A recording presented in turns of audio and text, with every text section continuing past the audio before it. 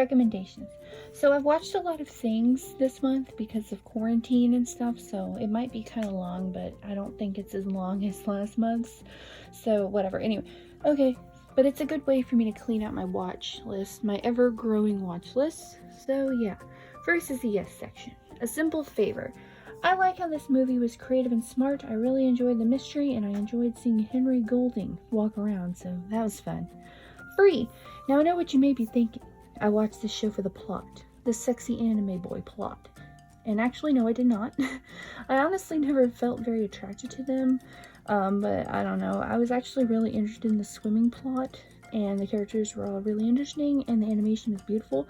I really find Haruka, I'm so bad with names, really funny because of his love for water. Like, he'll just jump and like be like, I need to like go into that. Okay, now this is some of the stuff that makes anime the best medium for storytelling in my opinion.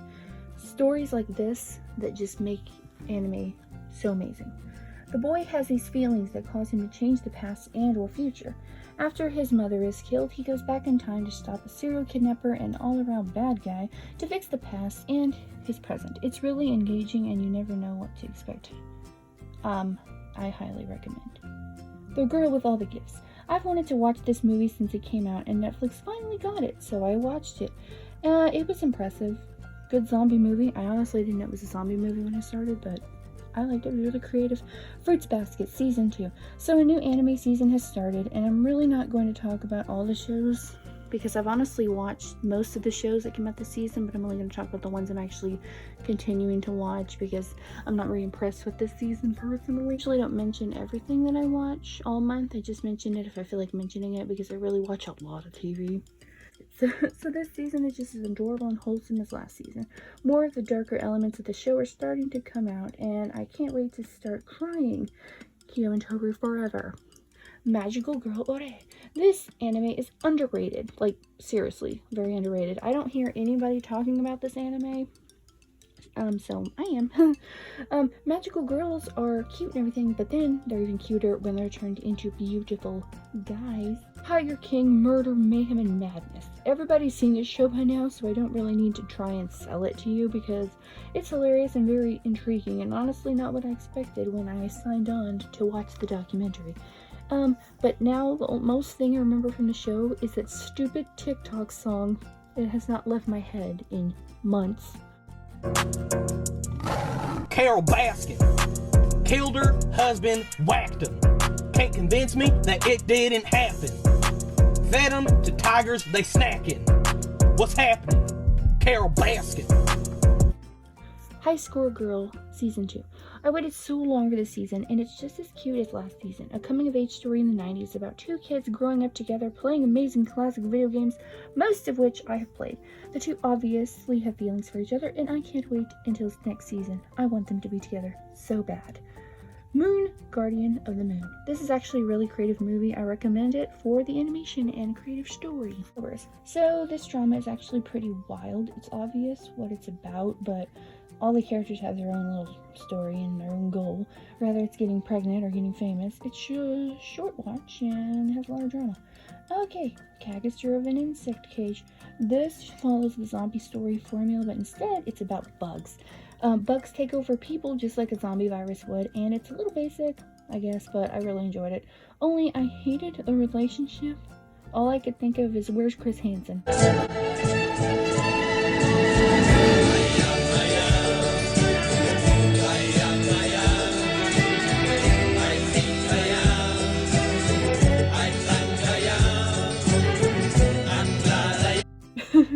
I didn't ship it, and the ages look drastically different.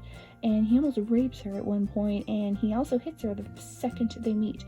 And she's still, like, smitten with him because he's pretty, and she's still like, you know, he might be husband material. Like, girl, what's wrong with you?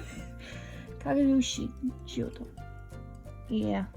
Kageyushi Joto. This anime is a new one about a dad hiding his erotic manga career from his daughter, and it's very sweet and wholesome-ish. Woodpecker Detective Office. This is a new mystery anime. I find it whimsy and cute so far, and our main character is trying to solve the mystery of his missing friend. But the story is pretty twisty, and you never know where it's gonna go because, like, you think one minute your main character could be the murderer, then you think the friend's the murderer, then you know one's the murderer. It's just twisty. I love it. Seen Yesterday for me. Just a slice of life, and I'm really feeling it like it's gonna be a good story in the making, so I would recommend watching it. The Eighth Son. Are you kidding me? So this is an isekai. You know there'd be one on this list. But hear me out, okay? This is a guy that is transported into a poor family, and he's the eighth son, so he's like fresh out of luck considering the time period thing he's in, so I find it interesting. Yeah, Tower of God, based on a Korean manhwa. It centers around a boy trapped under a mysterious tower. He enters the tower in order to find his friend Rachel. I'm curious to see what is at the top of the tower. I don't think we'd get to that in this season, but you never know. The Millionaire Detective, Balance Unlimited. The last of the animes that I'm watching this season, even though this one has been pushed back way far because of Corona. I think it's like 90 days away before your next episode comes out. And everyone is still talking about how sexy Dasuke is. I'm gonna call him Dasuke. I'm so bad with names. Dasuke is, and yeah, he's my newest anime crush at the moment. But I did see on TikTok somewhere that he's like 4'11", so he's shorter than Levi. And I find that adorable. Basically, he's just a really rich dude who wants to play detective. Imagine a twisted Batman with less morals and watch it for the man candy or the plot, whatever. It's good. Shiji Yugi, The Mysterious Play. I'm only about halfway through it, but I'm intrigued in the romance. A girl gets sucked into a book to live out a story as her friend reads it. It's an isekai, before isekais were generic and started getting kind of basic and kind of, you knew that what was going to happen. It's a breath of fresh air, honestly, because it's back when it was a little more thought put into the isekai, and I like it. The Commuter. This was an interesting action movie, so yeah. Underwater. Okay, so honestly, I didn't expect this movie to be interesting at all, or good, or anything, actually. But let me tell you, this movie starts very quickly. Like in 30 seconds, this girl barely finished brushing her teeth and everything just goes to crap. It's about an underwater alien attack and like a base or something, but the characters in the story are great. Kristen Stewart actually has gotten better at acting since Twilight, thank goodness. I kind of have like a girl crush on Kristen's character in this movie though, so seriously, don't sleep on this movie. It's actually amazing. It reminds me a lot of the Meg, same character art kind of thing, and yeah. Jumanji, The Next Level. The third movie in the franchise, and I loved it. It's hilarious, and this is how you pay respect to an original movie. And at the end of the movie, it's hinted that the next one will be played just like the first movie was. Now we're in the meh section. Miss Hokugashi.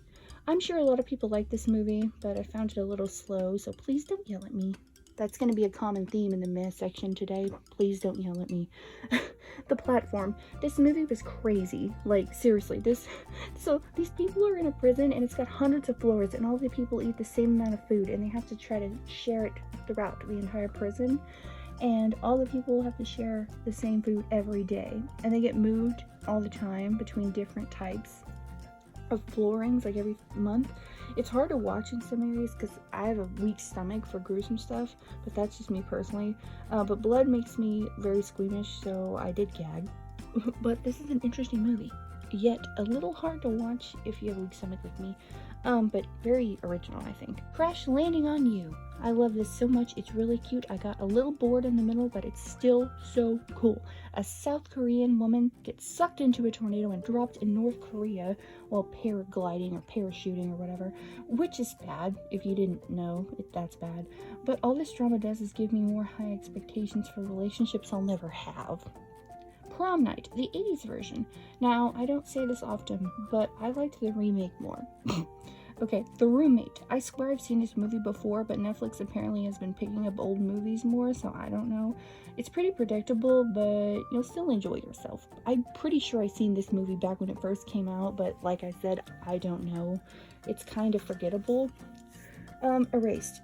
The live action series. Now, I would say watch the anime version, because this version isn't bad. It's just kind of the same story, but I think animation is always superior, so this might just be my opinion, which doesn't matter, like always, it's just my opinion, but I would recommend that you watch the animated one, not the live action one, but either way, watch it. My mental choices are ruining my school romantic comedy. So this show is actually kind of funny. I just got real tired really fast of all the lewdness. This boy has mental issues to where his brain makes him choose between two bad choices, usually perverted ones. And it is funny, yes, but I'm not really one of those people that find sexual humor very impressive or funny, so I quickly got bored with it. But yeah, Assassin Ninja. I've always loved anything related to samurais or ninjas or anything related to any kind of Asian culture. Ever since I was little, I've always loved it. That's why Mulan is still my favorite Disney princess. She always was. The movie's about a ninja assassin, obviously. Action's pretty good, and the main lead is a very pretty man, so that's nice. Honestly, it's kind of all over the place with the plot, but the action's cool. 2000s blood spatter type things are a little weird, but like I said, there's a very pretty man in this movie. My next life as a villainess, all routes lead to doom. Now, another new isekai out this season, a girl is put in her favorite game. Every ending leads to a bad ending for her, so she's trying to make it to where that doesn't happen.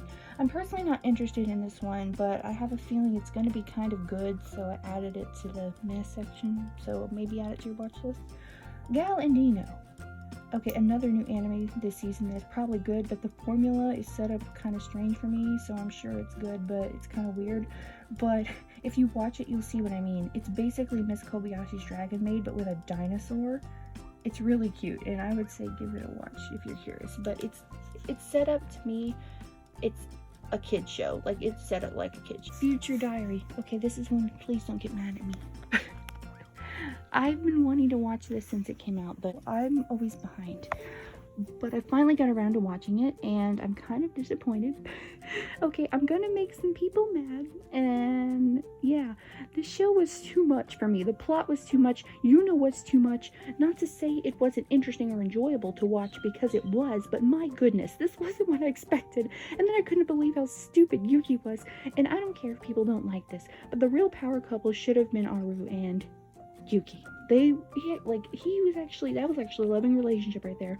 He was the best boy. It clearly was better for Yuki, but whatever. I know lots of people like this series, and I see why, I really do. But you know, it's probably the main thing that I didn't like about this show. And I'm so sorry. Darling in the Franxx. Please don't be mad. I'm going to make everyone mad again. Let me explain. I don't hate this anime, and this anime is not trash. It's got good qualities, however. I personally just don't like mecha anime, and I think that's a big part of why I didn't like the series. Not to say I can't enjoy mecha anime, because I can with shows like Escaflowne. Like, that show was great. So I personally just need more than robot fighting to keep me intrigued, and the ending was funny, like a few people had mentioned it was. I wasn't a huge fan of the characters, but like I said, this is all my opinion, which doesn't matter. 11 Eyes. I still don't know how I feel about this thing. I was kind of lost the entire time. These kids can go into another dimension out of nowhere, and they fight monsters that look kind of like potatoes with arms. So yeah, like, I really don't know what to think of this show. I don't know. But this is just another one of those randomly taking it off my watch list things, and I'm still like, what did I just watch? You know, anyway. Vampires. I'm a sucker for anything vampires. I just love them. So I watched it. I'll basically watch anything if it's got a vampire in it, because, you know, vampires. It was okay, but I wasn't completely sold on the vampire mythology in this show personally. But yeah. April in the Extraordinary World. This movie wasn't made for my age group, but I had trouble following the plot, so I'm not sure what that says about me. I'm probably just too stupid to understand it. Dolittle. Never saw the original ones, but I'm sure this is much worse than these were. It's easily forgettable. It's not garbage. I've seen plenty of bad garbage movies, but something you probably wouldn't want to watch more than once. Then came You. This movie was just really one note to me, and I'm sorry, but I didn't like it at all. Contagion. This movie's from 2011, about a global pandemic. It's home right now, doesn't it? My dad's girlfriend thought it would be ironic to watch it, yeah, because the plot is literally what's happening now. The sickness and everything is much worse in the movie and then in the real life than in what's going on now. But the part that still has me shook is how it all came from a bat and a pig and a chef that didn't wash his hands, and that's how he started the pandemic. Like, nice. This is why I don't like to leave my house. Wilding. So, like, this movie was kind of soft at first, and I was like, oh, she's sweet. But then you find out that she's a wild breed of humans that eat people. She still gets laid, though, so I don't know what this movie was. Now it's time for my last section. No, the no section, which is my favorite section. Morning Grave. This movie is nothing like what you would assume it would be. Trust me, it's not scary. It's more of a creepy comedy. Coffee and Cream. I really hate movies like this. The comedy, the characters, I hate it all. It's all so ugly and rude and just, ugh, I hate rude movies. I don't like rude characters either. I don't know. Like this. I'm sure lots of people are liking this. I think the story's cool and everything, but the main character was so annoying. All she did was complain and be a sarcastic jerk, which was how I was in junior high. And I know I've learned to discipline myself, but I've learned to despise characters like that. So yeah. Summer Night. I'm so tired of these so-called teen Netflix movies. They're not good at making them, so why do they keep making them? This movie is so boring I started going through my Pinterest account so I didn't have to watch it with my own eyes. A little stalker. This movie is basic and all that, but this whole cast made me mad. The killer is mad at our main character for writing a marriage book or something.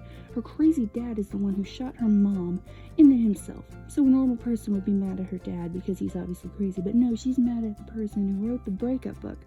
And the son just wants to get laid. It's pathetic. He's ridiculous. So yeah, brothers conflict. This.